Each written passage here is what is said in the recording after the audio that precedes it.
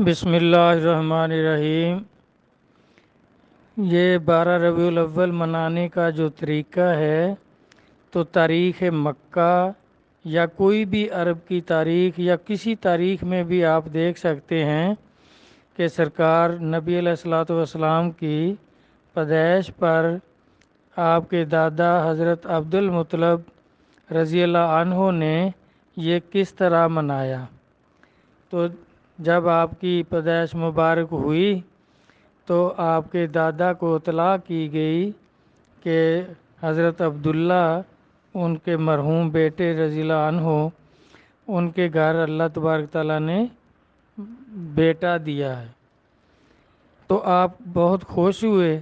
تو آپ نے اس خوشی میں یہ پہلا 12 ربیع الاول اس طرح منایا کہ آپ نے کئی اونٹ ذبح کر کے خیرات کی، اور پورے مکہ شریف کو امیر غریب سردار یتیم مسکین سب مکے کے لوگوں کو کھانا کھلایا اور بہت زبردست خیرات کی، اور اس طرح انہوں نے آپ کی پیدائش کی خوشی منائی۔ اس میں کوئی جلوس وغیرہ نہیں نکالا، نہ ہی کوئی اور کسی قسم کا کوئی شور غوغا یا کوئی کسی قسم کا کچھ نہیں کیا، تو اس میں خیرات کی۔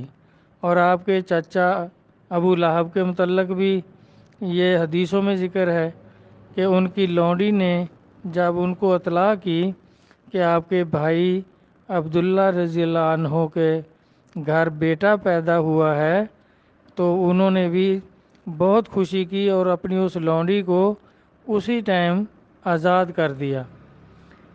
یعنی آپ کے چچا نے بھی اس طرح 12 ربیع الاول منایا۔ حالانکہ بعد میں وہ مسلمان نہیں ہوئے، مخالفت کرتے رہے، لیکن اس ٹائم انہوں نے یہی کیا، خیرات کی، لونڈی آزاد کی۔ اس وقت کا یہ بہت بڑا صدقہ ہوتا تھا، بہت بڑی خیرات ہوتی تھی کہ لونڈی یا غلام آزاد کر دیں۔ تو اس طرح یہ تو ثابت ہے آپ کے خاندان، آپ کے دادا حضرت مطلب عبد المطلب رضی اللہ عنہ سے اور آپ کے چچا سے، تو سارے مکے میں اس وقت یہ خوشی منائی گئی اور سب آپ کے گھر میں کھانا کھانے کے لیے آئے اور آپ نے یہ خیرات کی۔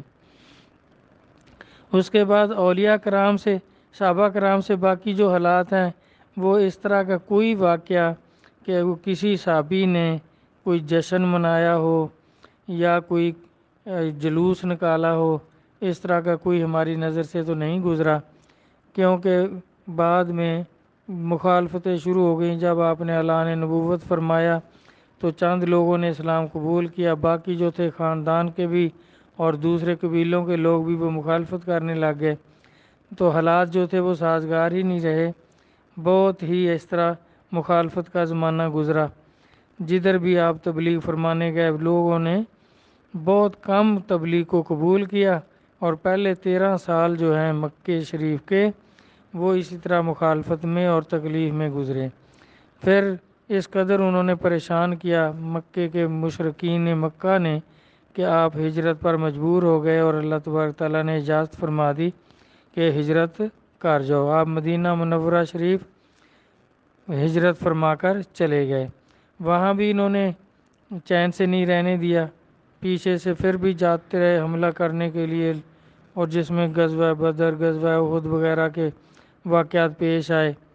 تو اس کے بعد جو ہے صحابہ کرام نے بھی کوئی ثابت نہیں ہے کہ انہوں نے سرکار کی کوئی سالگرہ منائی ہو۔ ویسے اسلام میں دیکھیں سب اولیاء کرام سے ثابت ہے کہ سالگرہ نہیں مناتے، برسی مناتے ہیں، وصال کی ڈیٹوں پہ بزرگوں کے عرس ہوتے ہیں۔ تو اسی طرح کیونکہ سرکار کا وصال مبارک بھی 12 ربیع الاول کو ہے، تو پہلے آپ بھی سنتے رہے ہوں گے کہ سب لوگ اور اب بھی اولیاء کرام سرکار کی نیاز پکاتے تھے اور اب بھی پکاتے ہیں، اور اس پہ ختم شریف پڑھتے ہیں، نیاز فاتحہ کرتے ہیں اور سرکار کے خدمت میں ایصال ثواب کرتے ہیں، کیونکہ بزرگوں کا طریقہ یہی ہے۔ کسی بھی اللہ کے ولی کا سالگرہ نہیں، برسی یعنی وصال کی تاریخوں پہ ان کے عرس ہوتے ہیں۔ سب جتنے بھی آپ بزرگ ہیں، خواجہ غریب نواز کسلا سر لذیذ کا عرس مبارک بھی 6 رجب کو ہوتا ہے، تو یہ آپ کے وصال کی تاریخ ہے۔ اسی طرح غوث اعظم رحمۃ اللہ علیہ کا بھی عرس ہوتا ہے۔ سب بزرگوں کے عرس، بابا فرید گنج شکر قدس سر لذیذ سب کے عرس ہوتے ہیں، سالگرہ نہیں ہوتی۔ یہ عید میلاد النبی یہ مولویوں نے طریقہ نکالا ہے، جبکہ اولیاء کرام سے دیکھیں تو سب سے پہلے محدث اور اللہ کے ولی شاہ عبدالحق محدث دہلوی قدس سر لذیذ ہیں، ہندوستان میں پہلے محدث ہیں اور اللہ کے ولی ہیں۔ اور ان کے بیٹے شاہ عبدالعزیز محدث دہلوی وہ محدث بھی ہیں، اللہ کے ولی بھی ہیں اور سلسلے کے بزرگ ہیں۔ تو ان کا فتاوی عزیزیہ وہ آپ دیکھ سکتے ہیں، ان کا مشہور فتاوی ہے، سب اس پر متفق ہیں، آپ کی بزرگی پر بھی متفق ہیں۔ تو آپ بھی فرماتے ہیں کہ 2 اجتماع ہوتے ہیں فقیر کے گھر میں، ایک 10 محرم کا اور دوسرا 12 ربیع الاول کا۔ تو اس کا طریقہ کار فتاوی عزیزیہ میں آپ پڑھ سکتے ہیں۔ لکھا ہے آپ نے کہ سلسلے کے لوگ یعنی درویش صبح سے ہی آنا شروع ہو جاتے ہیں، پھر فقیر آ کر ان میں بیٹھتا ہے۔ تو 10 محرم میں جو ہے وہ کربلا معلیٰ شریف کا واقعے پہ روشنی ڈالی جاتی ہے، آپ کے مناقبات بیان کیے جاتے ہیں، امامین کے ان کی شان بیان کی جاتی ہے، آپس میں بیٹھے درویش بات چیت کرتے ہیں، ان کے حالات پہ روشنی ڈالتے ہیں۔ اتنے میں لنگر تیار ہو جاتا ہے، جس میں آپ فرماتے ہیں کہ کبھی 200-400 500 آدمی اور کبھی 1000-2000 بھی ہو جاتے ہیں۔ بعد میں اس پہ نیاز فاتحہ کی جاتی ہے، اس لنگر پہ اور سرکار کی احصال ثواب کیا جاتا ہے امامین کا، شہیدان کربلا کا، اور لنگر تقسیم کر دیا جاتا ہے۔ امیر غریب جو بھی حاضر ہوتے ہیں وہ لنگر کھاتے ہیں اور اپنے اپنے گھروں کو چلے جاتے ہیں۔ دوسرا آپ فرماتے ہیں کہ آپ کے اجتماع جو ہوتا ہے وہ 12 ربیع الاول پر ہوتا ہے، یعنی یہ بھی آپ کے وصال کی تاریخ کا آپ مناتے ہیں، یعنی عرس سمجھ لیں یا برسی سمجھ لیں کہ اس وقت بھی یہی ہوتا ہے کہ لوگ آ جاتے ہیں، سلسلے کے لوگ آ جاتے ہیں اور بھی ملنے والے لوگ آ جاتے ہیں، درویش لوگ آ جاتے ہیں، تو کافی لوگ جمع ہو جاتے ہیں۔ ان میں سرکار کی سیرت آپ اپنے آپ کو لکھتے ہیں کہ فقیر جو ہے وہ ان میں بیٹھ جاتا ہے، تو سیرت بیان کرتے ہیں، سرکار کی سیرت پہ روشنی ڈالتے ہیں، سب مل کر اس طرح بات چیت ہوتی ہے، سرکار کی شان بیان کی جاتی ہے۔ اتنے میں لنگر تیار ہو جاتا ہے، کھانا تیار ہو جاتا ہے، اس پر نیاز فاتحہ کرتے ہیں، احصال ثواب کرتے ہیں، اور پھر وہ لنگر تقسیم ہوتا ہے۔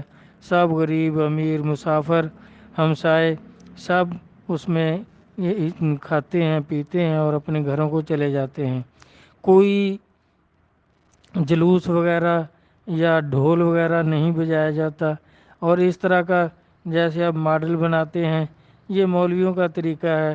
پھر ان کی توہین ہوتی رہتی ہے، بھائی یہ بزرگوں سے کوئی ثابت نہیں، صحابہ کرام سے کوئی ثابت نہیں۔ اب تو عورتیں بھی ان کی ملاد کرتی ہیں، وہ بھی گاتی ہیں، اس طرح کے جو کام ہیں یہ مولویوں کے ہی ہیں۔ تو ہمارے لوگ اس میں اولیاء کرام کا جو ہے اس میں کوئی حصہ نہیں اس طرح کے کاموں میں، تو اب اس سے متاثر ہونے کی بھی ضرورت نہیں ہے۔ یہ کہتے ہیں کہ آپ کیوں نہیں مناتے، بھائی نہ صحابہ کرام نے اس طرح منایا جس طرح یہ مناتے ہیں، اور نہ ہی اولیاء کرام سے یہ ثابت ہے۔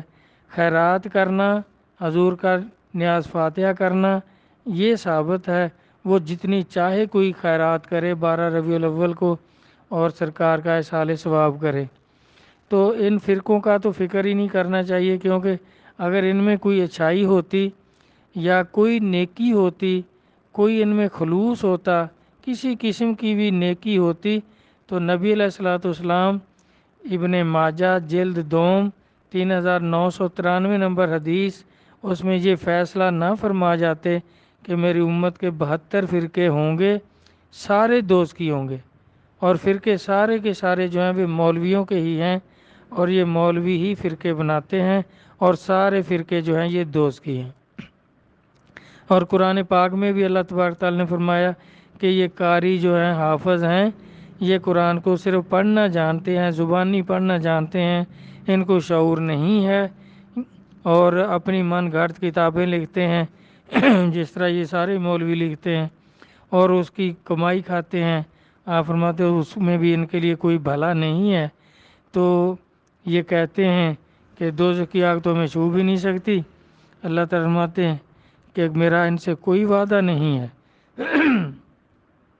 سورۃ بقر 78، 79، 80، 81 نمبر آیات کا آپ مطالعہ کر سکتے ہیں، اور 81 نمبر میں آپ فرماتے ہیں اللہ تبارک تعالیٰ کہ یہ جہنم میں جائیں گے اور ہمیشہ جہنم میں رہیں گے۔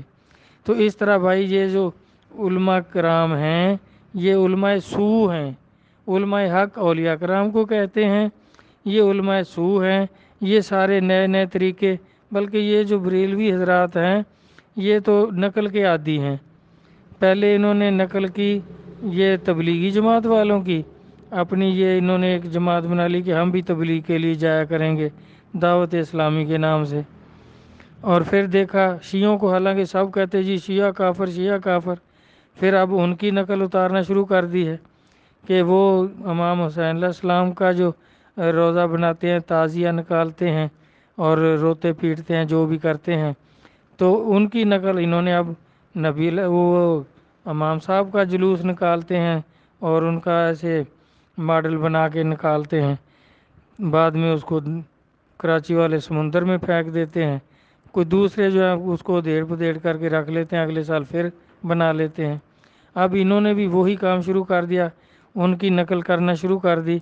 انہوں نے سرکار نبی علیہ الصلوۃ والسلام کے روضہ اقدس کا ماڈل بناتے ہیں، اور کوئی اس کا ادب احترام کا خیال نہیں کرتے، اور بھی جیسے آپ کے تبرکات ہیں، نالین پاک، اس طرح اس کے ماڈل بناتے ہیں، تو بعد میں بچے جو ہیں وہ ایسے ہی گلیوں میں پھینکتے ہیں، کبھی کچھ کبھی کچھ۔ تو یہ کوئی طریقہ بھائی نہ صحابہ سے ثابت ہے، تو یہ ان کی نقل میں اب انہوں نے یہ کرنا شروع کر دیا ہے۔ تو صحابہ کرام سے نہیں ثابت، اولیاء کرام سے جو ثابت ہے وہ میں نے عرض کر دیا ہے، فتاوی عزیزیہ میں آپ دیکھ سکتے ہیں۔ باقی ہمارے آقا مولا رہنما اولیاء مظہر نور خدا حضرت پیر احمد میاں قطب عالم قدس اللہ سے العزیز، آپ بھی 12 ربیع الاول کو نیاز پکاتے تھے اور اس پر ختم پڑھ کر فاتحہ دے کر سرکار کی اصالِ ثواب کرتے تھے۔ جو پرانے پیر بھائی ہیں سب نے دیکھا ہوا ہے۔ اب یہ نئے جو ہیں یہ اپنا ہی طریقہ نکال رہے ہیں، کوئی کچھ کر رہا ہے، کوئی کچھ کر رہا ہے، تو ان سے بھی ہمیں کوئی مقصد نہیں۔ جو ہمارے آقا مولا سے ثابت ہے ہمارے لیے وہی مشعل راہ ہے، تو اسی پر جو عمل کریں گے وہ تو ہم سمجھیں گے کہ بابا جی کے سلسلے میں ہیں اور ان کی تعلیم پر چل رہے ہیں۔ جو اپنے اپنا طریقہ نکالتے ہیں وہ جانے، ان کا خدا جانے۔ تو اسی طرح بھائی اولیاء کرام سے جو ثابت ہے میں نے عرض کر دیا۔ اللہ رسول اور آپ کے دادا نے سب سے پہلا جو 12 ربیع الاول منایا، سالگرہ جو منائی، پہلی تاریخ جو منائی 12 ربیع الاول، تو آپ نے کتنے اونٹ ذبح کیے اور خیرات کی۔ تو یہ طریقے تو ثابت ہیں۔ چاہے کوئی اگر عید میلاد النبی منائے تو جب بھی وہی طریقہ کرے جو آپ کے دادا نے کیا، جو آپ کے چچا نے کیا، اور بعد میں جو اولیاء کرام نے کیا تو انہوں نے نیاز فاتحہ کی، لنگر پکایا، اس پر ختم پڑھا، ایصال ثواب کیا اور لنگر تقسیم کیا۔ اللہ تبارک تعالیٰ اللہ اور اللہ کے رسول اور اولیاء کرام کی تعلیم اور فرمانات کو سمجھنے کی توفیق عطا فرمائے، آمین۔ اللہ حافظ۔